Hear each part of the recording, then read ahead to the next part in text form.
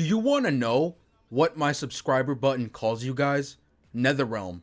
Because just like Netherrealm destroying Injustice 2 Mobile every single day, you guys destroy my subscribe button every single day.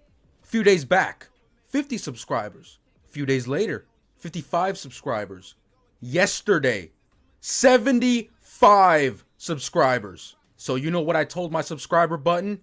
You better get those cheeks ready, because we ain't done with that ass whooping. So, if you want my subscriber button to wish it was Cheetah because nobody touches her, make sure to destroy that subscribe button. Demolish it. Kill it. Rip it open. Get in. Whatever you gotta do, bro. I ain't judging. With that being said, let's get into the video.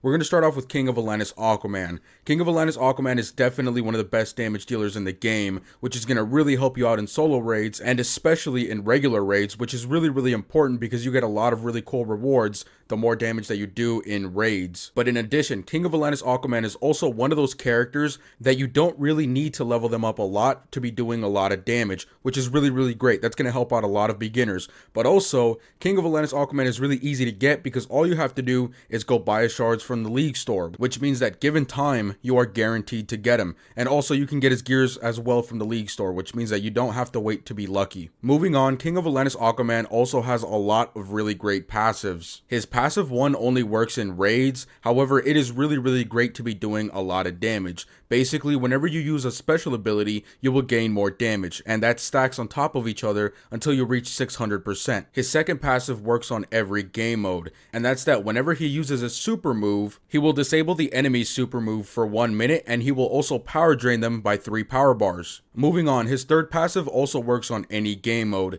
and that's that whenever King of Atlantis Aquaman dies, he comes back to life according to how many power bars he has. At level 5, he gets 10% of his health back per power bar. In terms of his special abilities, the only one that has any sort of special attribute to it or any buff to it is his special 3, and this only works in raids. Basically, his special 3 takes percentages of health away from the raid bosses, which is really good because it doesn't really matter at what level or how built your King of Atlantis Aquaman is, he will still be taking away a huge chunk of health from the raid bosses as long as he performs a special 3. Overall, King of Atlantis Aquaman is definitely one of the best characters in the game, and hands down the best character to be doing a lot of damage, but is really easy to get. Moving on, now we're going to talk about one of my favorite support characters in the game, and that's Dr. Fate. Now, Dr. Fate is a silver character, but he's one of the best support characters in the game, easily. All you really need to know about this guy is that his passive is insane. He decreases the amount that your special abilities are going to cost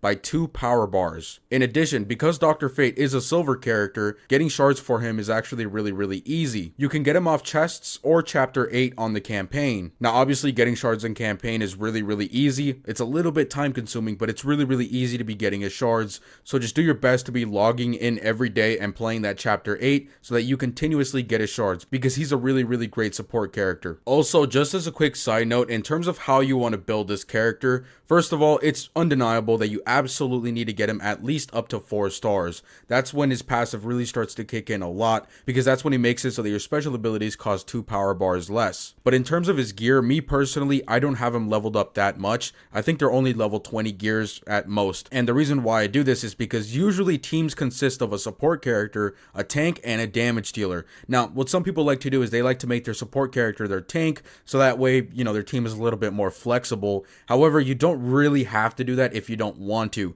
What you can do is you can just make your tank and not have to make your support character a tank at the same time. So for example, usually the team that I like to use with Dr. Fate is Atlantean Armored Aquaman and Predator Batman. Predator Batman is my damage dealer. Dr. Fate, there's no way he's going to be a damage dealer. But Dr. Fate is not my tank either. He's just my support character. My Atlantean Armored Aquaman is my tank. So because most of the time you're going to be having your tank and your damage dealer tagged in, again, there's really no need under certain circumstances to be building Dr. Fate, kind of like my circumstance. However, I do know that this video is targeted towards beginners, so chances are your roster isn't really that big, or you don't have that many gold characters that could be better tanks than Dr. Fate. And so if you want to go ahead and build Dr. Fate as your tank and your support character at the same time to be helping you out just a little bit, go ahead and do that. That's definitely not a bad idea. It's just something that I personally don't do. Moving on, the next character that I'm going to talk about is also a support character and pretty much a copy and paste from Dr. Fate. However, she is slightly different in some ways. This character is Power Girl. In terms of her passive, it's pretty much the same as Dr. Fate's. She reduces the amount that your special abilities are going to cost by 2 power bars when she reaches 4 stars. Now again, I know that's exactly the same thing as Dr. Fate's passive. However, this passive is so helpful that getting both of these characters is a really great idea. In addition, the way that you unlock Power Girl is actually in a different area from the way that you unlock Dr. Fate, which means that you can be working on unlocking both of these characters at the same time. You can get Power Girl's shards and her gear off of the League store, just like King of Alanis Aquaman. Another thing that's really good about Power Girl is that her shards and her gear can drop off of raid drops, which means that unlocking this character can be really easy. The same cannot be said for Dr. Fate though, because Dr. Fate is a silver character and raid drops do not give any shards or gear for silver characters.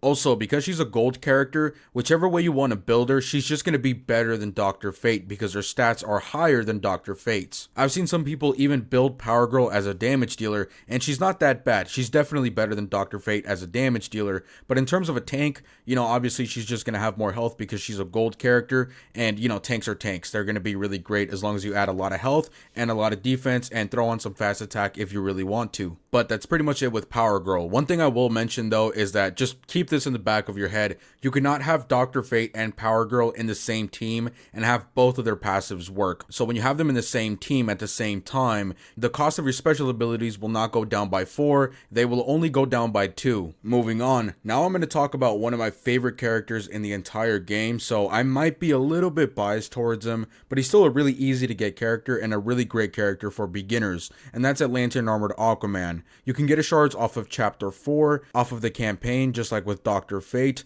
and also his shards and his gear can also drop from raid drops. However, I will say that for me, I've only ever gotten one gear piece off of the raid drops, so it's probably really rare. But in terms of his shards, I actually got some last week and I've gotten plenty over time, so the chances, at least for me, have been pretty high in terms of getting them, which again is going to make your life so much easier because you're going to be able to unlock them and promote them really quickly, as long as, again, you get lucky. As a character overall, Atlantean armored Aquaman is a really versatile character. You can honestly build him as a support, as a tank, as a damage dealer. It really just depends what you want to do with this character, and that's a really cool thing. I personally decided to build him as a tank, support, and damage dealer, which is kind of a little bit weird, but let me explain. Atlantean armored Aquaman's passive is that whenever he uses a special ability, he will heal himself and his entire team, which is both a support passive and also a tanky passive. And in addition to that, his special abilities are also really great. His special 1 has armor pierce, which is really great to be doing a little bit more damage towards characters that have, a lot of defense. His special 2 does dot damage and it power drains. It is a hazard though, so you need to keep the enemy in a certain little area where the power drain and the dot damage is happening in order for that effect to actually be taking place. However, I will say that this hazard is really big, and even though the amount of dot damage that it does isn't really that high, the amount that it power drains is absolutely insane, which is really great for disabling the opponent from using their special abilities. This is personally my favorite special to use because it does a lot of things at the exact same time. Remember that you're going to be healing because of the passive whenever you activate a special ability, so the moment that you activate your special 2, you're going to start healing up. And in addition, you're power draining the opponent, which means that you're going to be disabling them, which is really good from keeping yourself and your team to be taking a lot of damage, which is kind of tanky, but also at the same time, you're going to be doing damage from that dot damage. So it's got all 3 elements in one special at the exact same time. His special 3, even though some people say that it does a lot of damage,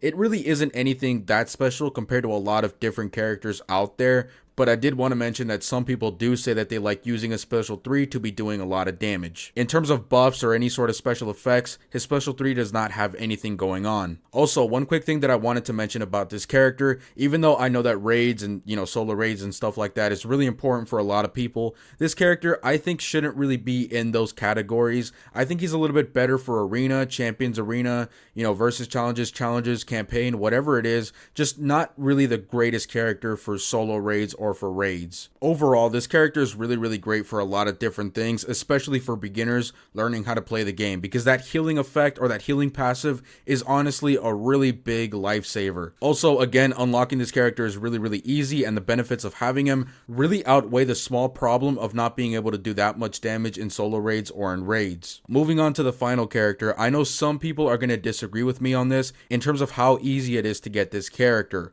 and that's Shazam. Okay, so first of all, Shazam is an amazing character. He's way better than Atlantean Armored Aquaman. Alright, he really is. However, the reason why I put him all the way towards the bottom, again, is because some people are probably going to disagree with me on this in terms of how easy it is to get this character. The reason why it's kind of hard for some people to get this character and why it's kind of easy for some people to get this character is because it really just depends on which arena that you're in. Sigvald the Grim is actually a really great example of this. Sigvald the Grim created a brand new account and he pretty much unlocked Shazam on it already, and I think it's only 4 months old. Now keep in mind, Shazam is a really great character. He really is. And so even if it were to take you all 4 months in order to unlock this character, it would absolutely be worth it. However, when he created a brand new account, it put him into an easier arena, which means that for him, in order to get this character, it's actually a lot easier than it is for some people. Some people created their account when the game first came out, but didn't really start playing it until recently, and so now they're stuck in a really hard arena. So unlocking Shazam is almost next to impossible for these people,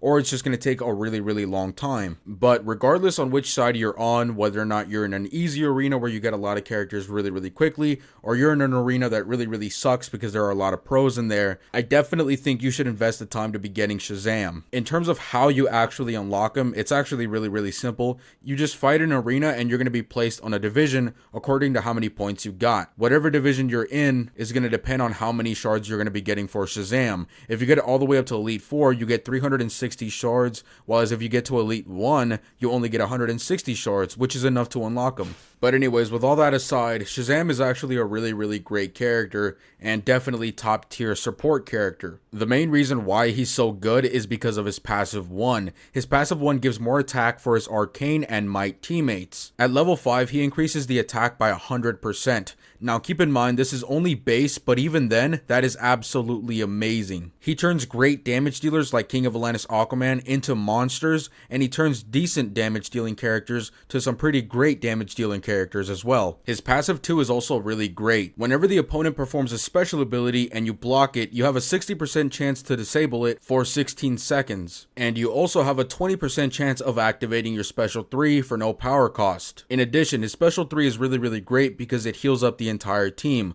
We'll get into that in 1 second. Moving on to his special 3, he reduces the amount that critical attack damage does to your team by 100%, which to be honest isn't really that amazing because you're probably going to be blocking all the time anyways, but at least it's still there in case you need it. Moving on to his special abilities, his special 1 doesn't have any buffs at all. However, I have seen some people use that as an infinite combo where you perform a special 1 and as long as you have the opponent all the way towards the right, you can constantly keep on spamming special 1 and then comboing and then special 1 and then comboing, and that keeps on going forever as long as you obviously have the power to keep performing special 1s. Moving on, his special 2 does heal. It heals up a percentage of the lowest teammate's health. Finally, his special 3 also heals, but it heals up a little bit differently from his special 2. His special 3 does heal up the entire team, but it's only a percentage of the entire team's health. So for right now, for me, it's only at 40%. So as you can see, Shazam is not only a really great character for making your arcane and might teammates do more damage, but he also has healing specials, which is really great in case you need them